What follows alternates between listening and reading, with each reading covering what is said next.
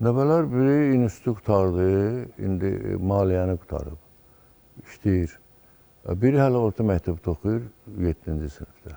Yəni ünsiyyətiniz var, maraqlı gəlir sizə ümumiyyətlə o yaşda insanlar? Valla onlar mənə üçün maraqlıdırlar, amma onlar üçün mən maraqsızam. Çünki onlar bizi kimi adamlara belə köhnə fikirli adamlar üçün baxırlar. Amma bax belədir da, indi onlar bizə yaxşı oxuyurlar və onlar yaxşıdır ki, valideynləri onlara müəyyən belə